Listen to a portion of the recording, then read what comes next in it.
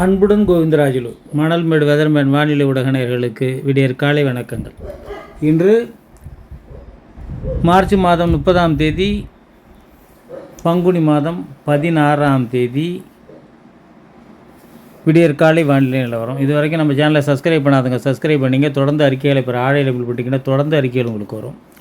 இது வரைக்கும் இப்போ ஒரு வாரம் 10 நாளாக வீடியோ போடலை, தேவையில்லை. இப்போ தேவை வந்திருக்கு, அதனால் போடுறோம். ஏன்னா ஒரு மழை வாய்ப்பு ஏற்பட்டிருக்கு.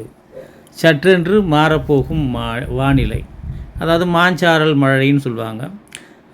மாமர சீசன் இல்லைங்களா?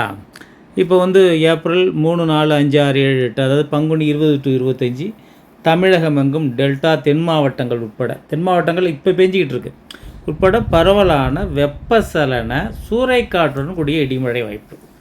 கோடையில் இந்த வத்தல், வடகம், அதாவது வருஷ ஜாமான் காய போடுறவங்க, திறந்த வெளியில் காலவாய் கல் அறுத்து காலவாய் போடுறவங்க, உளுந்து பயிர் எடுப்புறவங்க, அதனால் அதாவது கோடையில் வெயிலை நம்பி செய்யக்கூடிய வேலையை, அதாவது இடைஞ்சல் இருக்காது செய்கிற வேலைக்கு கொஞ்சம் இடைஞ்சல் வரப்போகுது அப்படிங்கிறது தான் இப்போ செய்தி. கடுமையான இடிமின்னல் சூறைக்காற்றுடன் கோடை மழை நிச்சயம் என்பதால் முன்னேற்பாடுகள் திட்டமிடல் அவசியம். இப்போ 2 பக்கமும் உயர் அழுத்தம். இப்போ வளைகுடா நாடுகளில் கடுமையான, அதாவது மழையே பெய்யாத ஒட்டகம் போகிற பாலைவனத்தில் இருக்கல வெள்ளம் அடிச்சிட்டு அதனுடைய தாக்கம் தான் இங்கே வரப்போகுது. ரைட்டுங்களா? இப்போ எப்போதுமே வெப்பசலன இடிமழை பாண்டிச்சேரிக்கு இதுலேருந்து ஒரு கிழக்க ஒரு மேற்க ஒரு கோடு போட்டால் ஒரு 60 கிலோமீட்ரு, அங்கேருந்து தெற்க ஒரு கோடு போட்டால் 60 கிலோமீட்டர் புதுக்கோட்டை வரைக்கும் மழை இருக்காது. ஏன்னா தெற்கு காற்றும் கிழக்கு காற்றும் அதை களைச்சிரும், மேகத்தை வர விடாது. ஆனால் இந்த வாட்டி வெப்பசலன மழை, தென்மேற்கு பருவமழை, வெப்பசலன இடிமழை நமக்கும் பெய்ய இருக்குது. 2 உயரழுத்தத்துடைய காற்று சந்திப்பின் காரணமாக அப்படிங்கிறது தான் செய்தி. இது ஏன் இன்னும் 4 நாள் இருக்கான்னு, 4 நாள் முன்னாடி சொன்னால் தான் ஒரு ப்ரிவென்ஷனாக இருக்க முடியும், ஒரு திட்டமிடல் இருக்கும் அப்படிங்கிறதுக்காக சொல்கிறோம். எல்லாமே அந்த படங்கள் மாடியில் அப்படியே போட்டுட்டு மூடி ஒரு வலையை போட்டு காக்கா தூக்காமல் மூடி வச்சுட்டு வந்துடுவாங்க. 4 நாள் வெயில் தான் அடிச்சிட்டு இருக்க அப்படிங்கிற மாதிரி. அதெல்லாம் செய்ய முடியாது, ஜாக்கிரதையாக இருந்துங்க. அதாவது ஞாயிற்றுக்கிழமையை 5ஆம் தேதியை மையமாக வச்சு 3ஆம் தேதியிலேருந்து நாளைக்கே கூட பெஞ்சாலும் பெய்யலாம். ஏன்னா தென் மாவட்டங்களில் எதிர்பாராத மழை இப்போ பெஞ்சிக்கிட்டு இருக்குது. இப்போ விடியற் காலையில் நான் இதை அப்லோட் பண்ணிக்கிட்டு இருக்கிறப்பயே பெஞ்சிக்கிட்டு இருக்கு. அதனால் இன்றைக்கே எட்டினாலும் எட்டலாம், மேப்பை பார்த்துட்டும் சொல்லிட முடியாது. அதனால் காற்றுக்கு விதல் எப்படி வேணாலும் ஏற்படும். இப்போ ஏன்னா இப்போ துபாய், ஈரான் இதெல்லாம் பார்த்துருப்பீங்க. எல்லாம் எப்படியாப்பட்ட மழை பேஞ்சு வெள்ளக்காடாக இருக்குன்னு. அதனால் அதாவது இயற்கைங்கிறது அப்படி தான். இயற்கை சுத்தமாக ஒரு மாறுதலுக்கு ஆயிடுச்சு. இப்போ போர் சூழல் வேறு, அதனுடைய கார்பன் உமிழ்தல்கள் காரணமாக இதெல்லாம் நிச்சயமாக மாறும். அதில் எந்த விதமான சந்தேகமும் கிடையாது. இப்போ மழை தண்ணியே சுத்தமான தண்ணியாக இருக்குமானா நிச்சயமாக சுத்தமான தண்ணியாக இருக்காது. சுத்தமாக மழை தண்ணி ஒரு சுத்தமான தூய நீர் அப்படிலாம் சொல்ல முடியாது. ஒரு சரி, அங்கெல்லாம் நம்ம போக வேண்டாம். இப்போ குருவை வேலை நடந்துக்கிட்டு இருக்குது. குருவை விரை விட்டுட்ருக்கோம். டிபிஎஸ் 5, அம்பாசமுத்திரம் 21 இந்த மாதிரி விதை விட்டுட்டு நட்டுக்கிட்டு இருக்காங்க, அறுவடை செஞ்சுக்கிட்டு இருக்காங்க, நெல் போட்டுக்கிட்டு இருக்காங்க.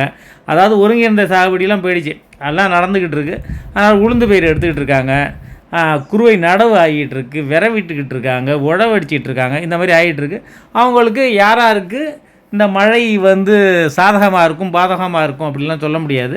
அதனால் பாதகமாக இருக்கிறவங்க முன்னேற்பாடுகளை செஞ்சிங்க, சாதகமாக இருக்கிறவங்க சந்தோஷப்பட்டுங்க, அவ்வளோதான். இதில் நம்ம வேறு ஒன்றும் சொல்கிறதுக்கு இல்லை. அதனால் நிச்சயமான மழை அதில் அதனால தான் இந்த வீடியோ.